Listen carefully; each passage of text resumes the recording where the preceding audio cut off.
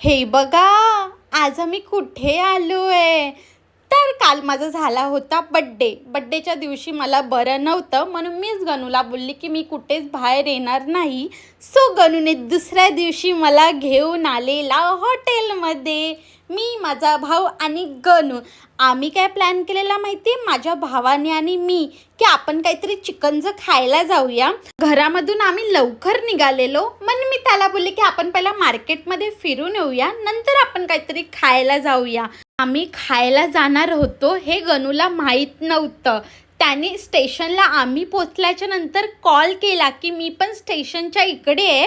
मग आम्ही त्याचा वेट केला आणि तो आला. मग गणूच आम्हाला हॉटेलमध्ये घेऊन गेला. मी माझ्या भाजीचं बोचकं घेऊनच गेलेली हॉटेलमध्ये.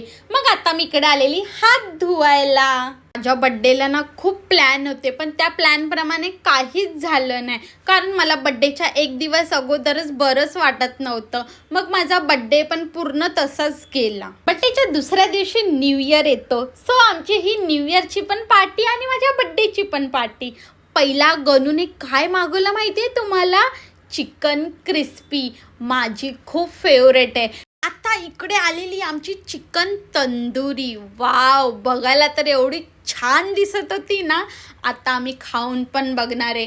गणू बघा चटणी न घेताच खातोय. मी आणि माझ्या भावाने तर चटणीमध्ये बुडवून खाल्ला. मग गणूने इकडे ग्रेव्हीमध्ये काय मागवलेलं माहिती आहे तुम्हाला?